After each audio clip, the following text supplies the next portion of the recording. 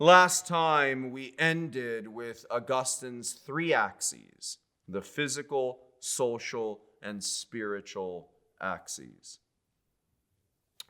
Eating properly must include all three.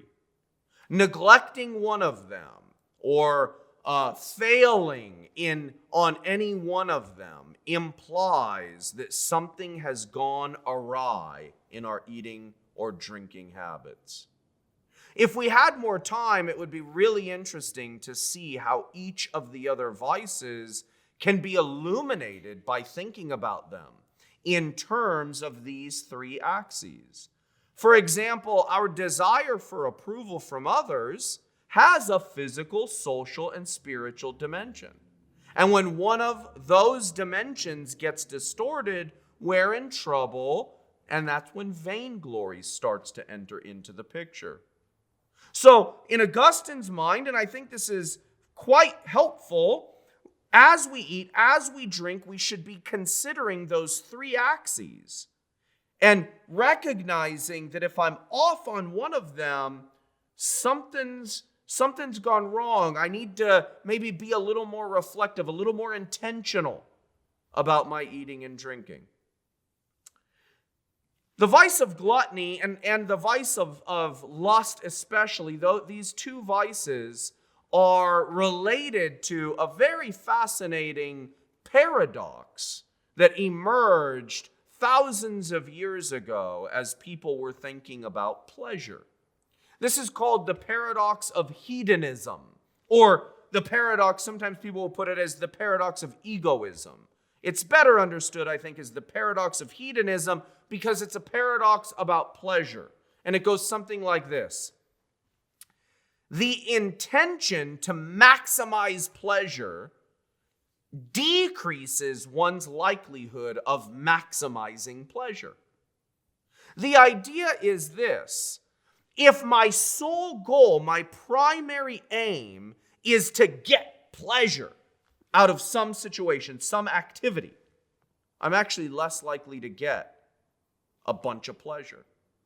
It would be better if my ultimate goal were some other thing, then pleasure would actually increase. We can see the paradox of hedonism at work with eating and drinking. When I am eating and drinking solely for pleasure, I get some. But when I am eating and drinking for bonding with others, doing it to the glory of God, the eating and drinking are themselves more enjoyable. The meals that I remember the most, the best meals that I've had, are always with others. That's not an accident. When my sole aim is pleasure, I'm less likely to get as much pleasure as if my aim were some other thing, and pleasure is a result. That's the idea. And so, with respect to eating and drinking, the paradox of hedonism emerges very, very clearly.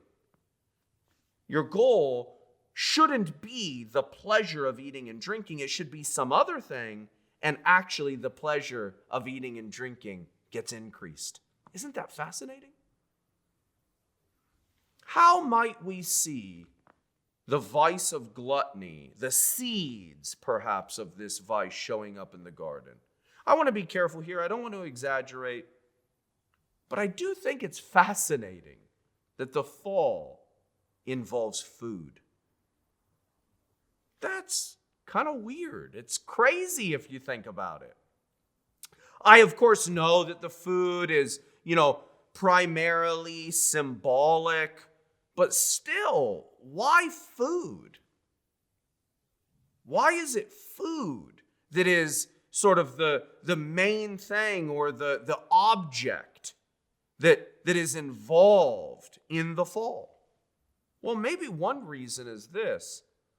This shows us in really vivid ways that even a basic necessity for life, like eating, can be used either for God's glory or to defy Him. That's really fascinating. How does this vice, the vice of gluttony, how does it alienate us? Well, I think we've already seen it, right?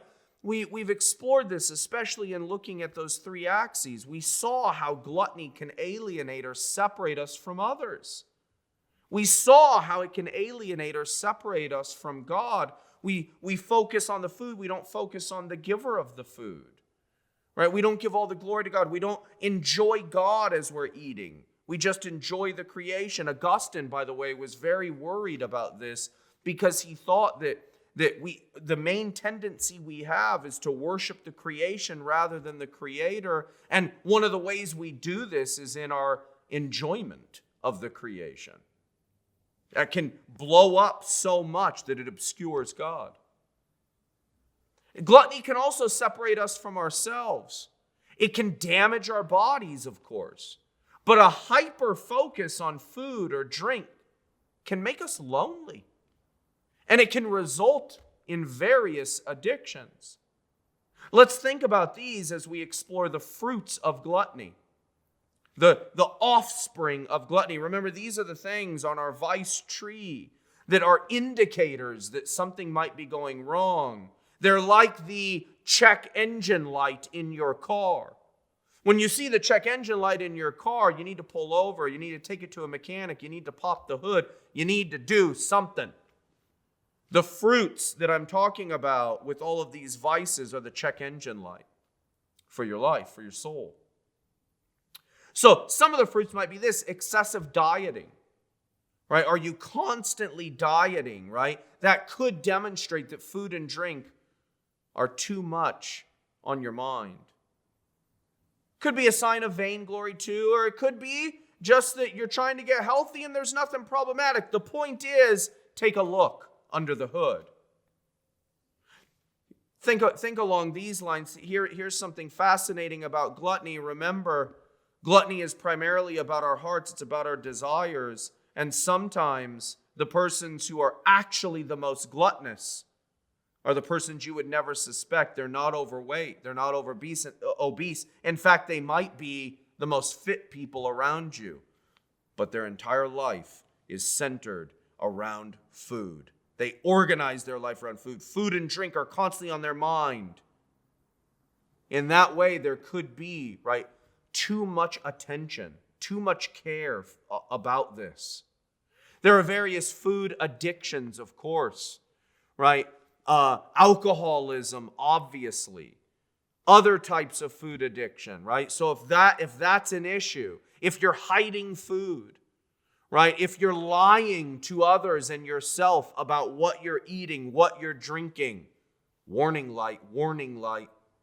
Obesity, obviously, could be a problem, but so could anorexia or bulimia. Now, again, I want to be very careful here. I am not saying every case of anorexia or bulimia or these sorts of conditions are related to gluttony. That's not the point. The point is some of them might be. Some of them are. And so if this is an area in your life that you struggle with, warning light, warning light, warning light, take a look. Think about hoarding or selfishness, persons who hide food, but also do you ever kind of lie about food, right? Do you not tell others what you got in order to keep some for yourself? This could be a warning that food is too important to you. Eating and drinking are too important. How might we remedy? How might we engage in curative practices with respect to this vice? Well, your book lists a number of them. I want to focus on sort of two together. Obviously, as your book mentions, fasting can be an important part. What does it do? Well, one thing fasting does is it tells me that my appetites, my bodily needs are not going to control me. I will not be ruled by my bodily needs. Sex won't control me. Eating, drinking, these are not going to be masters over me. So fasting is a way of ensuring that. But in the Bible, fasting and feasting are intimately related. In Christian tradition, fasting and feasting are intimately related. And one reason they are is that they're both supposed to make us acutely aware of our dependence on God. When we fast, we say to our bodies, "You will not rule me, I am ruled by another." When we feast, we are supposed to be saying, "Thanks be to God." In the season of Lent, some of you might practice Lent. In the season of Lent, you might be aware of this. You fast for 40 days, but did you know Sunday is a feast day? On Sunday, you are not supposed to continue the fast. So if you're fasting from alcohol on Sunday, you have a drink or two. If you're fasting from chocolate on Sunday, you get dessert. If you're fasting from meat on Sunday, you have a barbecue. And the idea, of course, is to recognize on that day, the Lord's day, that we will one day enter into a heavenly feast, a heavenly banquet, where our attitudes toward food and drink will be properly ordered.